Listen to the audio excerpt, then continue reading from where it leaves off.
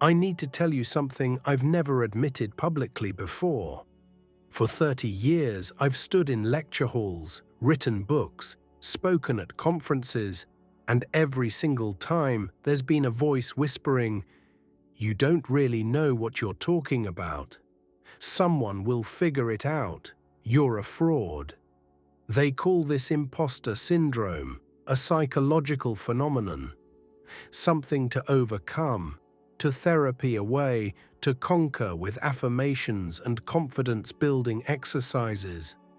The self-help industry has made millions convincing people that this feeling is a bug in the system, a glitch to be fixed. But what if I told you it's the only honest thought you've ever had?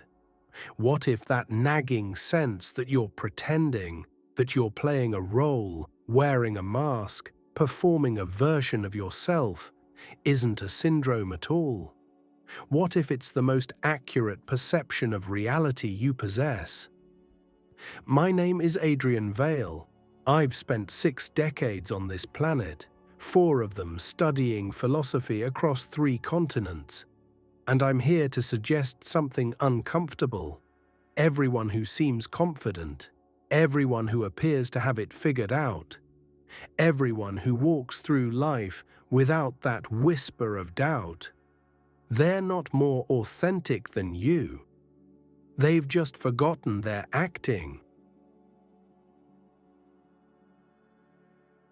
Picture a theater, not a grand opera house, but something more intimate. A black box theater, perhaps. Empty stage, single spotlight. Now imagine an actor walks onto that stage. She takes her position. The lights come up. She begins to speak her lines. Let's say she's playing Hedda Gabler, or Lady Macbeth, or Amanda Wingfield. She inhabits the role completely. Her voice changes. Her posture shifts. She becomes someone else. We, the audience, understand what's happening. This is performance. This is theater. The actor knows it. We know it. There's an implicit agreement. For the next 2 hours, we'll pretend together. But here's where it gets interesting. After enough performances, after enough nights of inhabiting that character, something happens to the actor. The lines become automatic, the gestures feel natural, the emotional beats flow without conscious effort. She's no longer thinking, "Now I cross stage left, now I deliver this line with anguish." She simply is.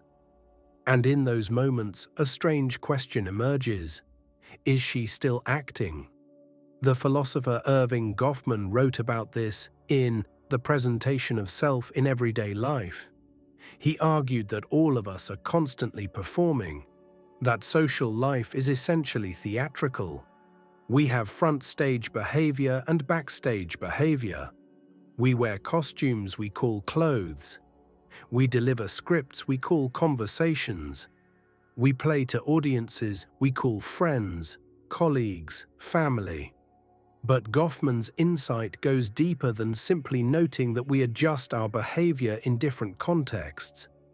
His real revelation was this: there is no authentic self waiting backstage. The performance isn't covering up something real. The performance is the reality. The self is not an actor who puts on masks. The self is the masks, plural, layered, constantly shifting. So let's return to that feeling, that imposter syndrome sensation, that moment when you're in a meeting or giving a presentation or on a date or even just talking to your own child and you think, "I have no idea what I'm doing. I'm making this up as I go along. Someone will realize I don't belong here." The conventional wisdom says this feeling is irrational. It tells you, you do know what you're doing. You've earned your place.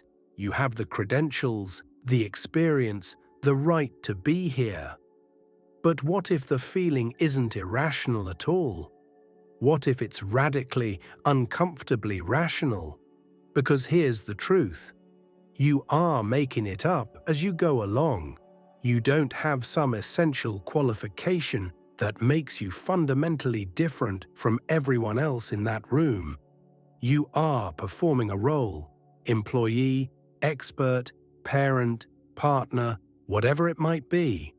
The imposter syndrome sufferer has simply failed to complete the final step of socialization: the forgetting.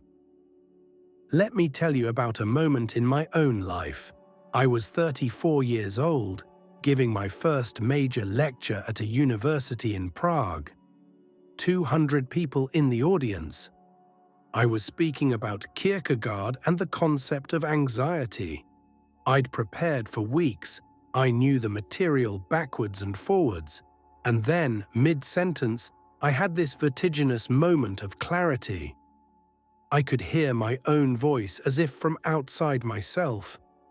I could see myself standing there, gesturing, modulating my tone for emphasis.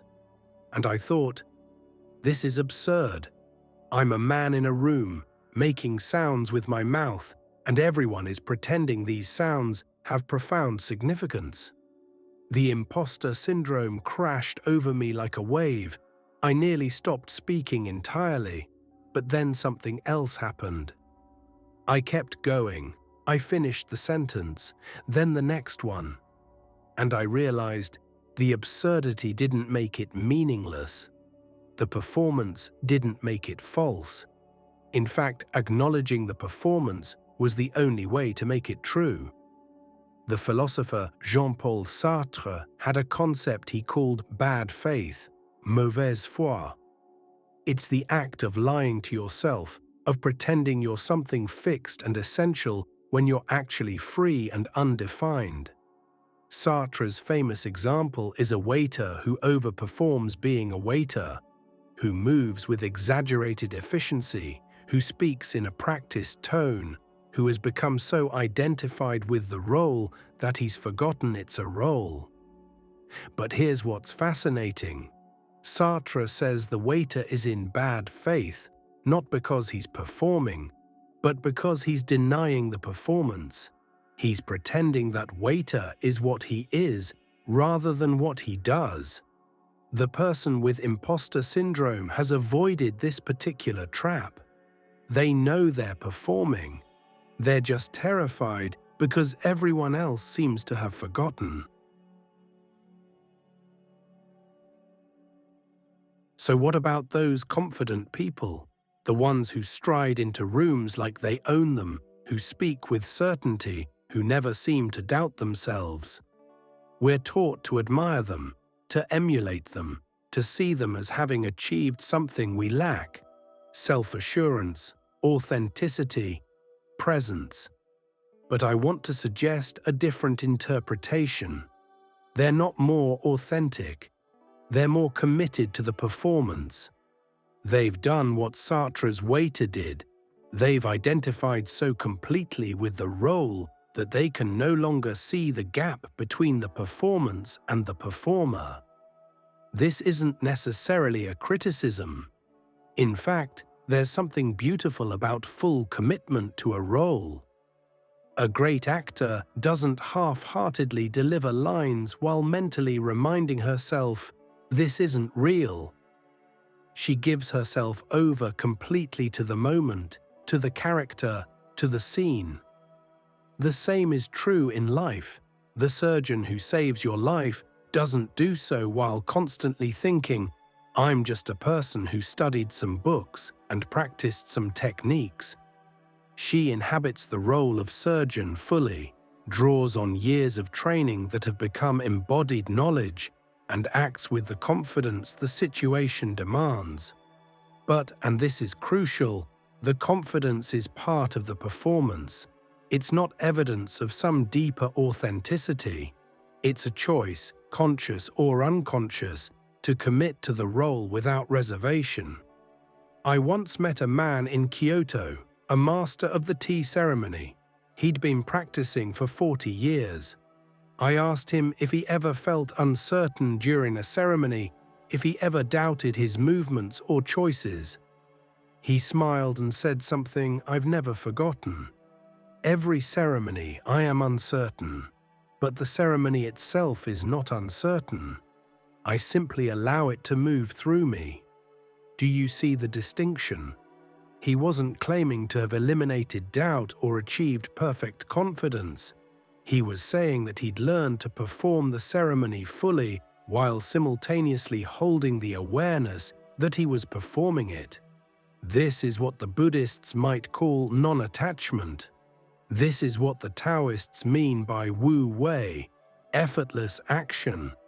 Not the absence of effort, but action that doesn't cling to the actor. The imposter syndrome sufferer is actually very close to this realization. They're aware of the gap between self and role. They just haven't taken the final step, recognizing that everyone exists in that gap, whether they acknowledge it or not. Let's zoom out for a moment, because this isn't just about individual psychology, it's about how we construct reality itself. The sociologist Peter Berger wrote about the social construction of reality, the idea that the world we inhabit isn't simply given to us, but is actively created through our collective agreements and performances. Think about money. A dollar bill is just paper. Its value exists only because we all agree to perform as if it has value. The moment we stop performing that agreement, it becomes worthless. Think about nations. Borders are imaginary lines. National identity is a story we tell ourselves. The authority of governments exists only because enough people perform as if it exists. Think about your job title, your social status, your role in your family. All of these are performances sustained by collective agreement. The entire social world is a stage, not metaphorically, literally. It's a constructed space where we enact agreed-upon roles according to largely implicit scripts. And here's the thing, this doesn't make it less real. The stage is real. The performance is real. The effects are real. When an actor on stage experiences genuine emotion, that emotion is real, even though the situation prompting it is fictional. The person with imposter syndrome has glimpsed this truth. They've seen through the naturalization of the performance. They've recognized that the stage is a stage. But they've made one critical error.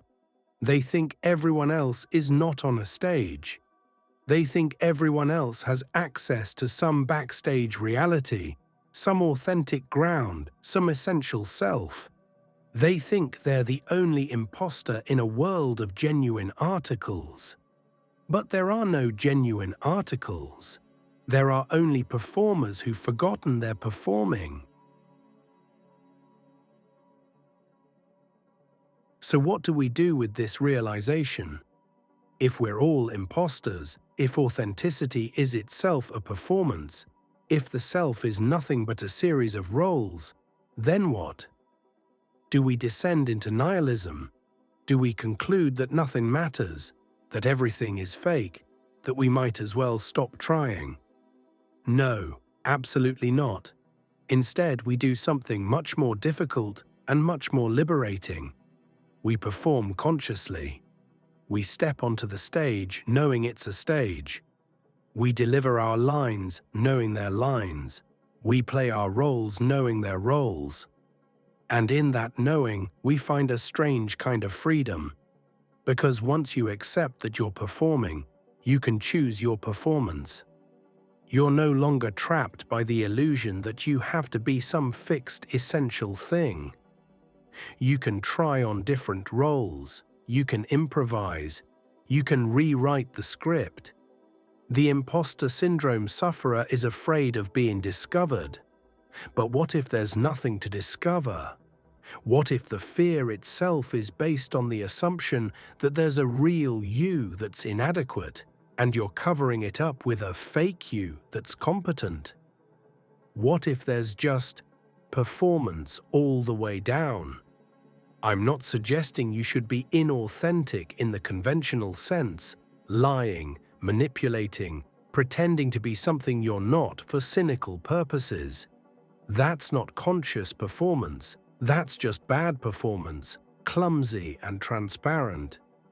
What I'm suggesting is that you acknowledge the performance while committing to it fully, that you recognize the role while inhabiting it completely, that you see the stage while still giving the audience a good show.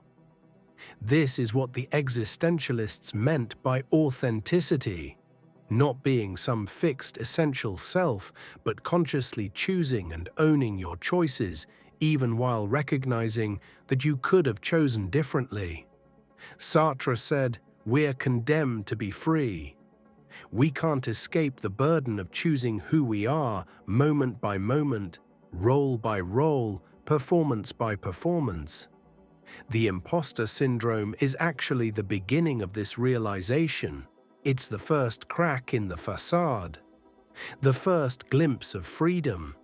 The question is, do you run from it, trying to achieve the false confidence of those who've forgotten they're performing? Or do you walk through it, into the vertiginous freedom of conscious performance? I'm 58 years old now. I've been Adrian Vale, philosopher traveler, for most of my adult life. I've performed this role in dozens of countries, hundreds of conversations, thousands of moments. And I still feel like an imposter sometimes, maybe even more now than when I was younger. But I've come to see that feeling differently. It's not a syndrome, it's not a pathology. It's not something to overcome, it's a reminder. A gentle, persistent reminder that I'm here, on this stage, performing this role in this moment. That I could be performing differently. That there's no essential Adrian beneath the performance, no authentic self waiting to be discovered. There's just this: a man speaking into a microphone, arranging words in patterns, hoping they'll resonate with someone listening. Is that fake? Is that real? The question itself is wrong. It's performance. And performance, done consciously, done with full commitment while maintaining awareness, that's as real as anything gets. So here's my invitation to you. The next time you feel like an imposter, don't fight it. Don't try to overcome it with affirmations or confidence tricks. Instead, sit with it, examine it. Ask yourself, what is this feeling telling me? It's telling you that you're performing, that you're on a stage, that you're playing a role, and it's absolutely right. Everyone around you is performing too. They're just not admitting it, maybe not even to themselves. Your imposter syndrome is the only honest thought in your head. It's the recognition that the self is not a thing but a doing, not a noun but a verb, not a fixed essence but an ongoing performance. The question isn't how to stop feeling like an imposter. The question is, now that you know you're performing, what kind of performance will you give? Will you perform consciously or unconsciously? With awareness or in denial? With freedom or with fear? The stage is here, the lights are up, the audience is waiting. You're already performing, you always have been. The only question is, will you admit it? Thank you for listening. This has been Adrian Vale, philosopher, traveler, imposter, performer of the role called Adrian Vale. And every word of that is true.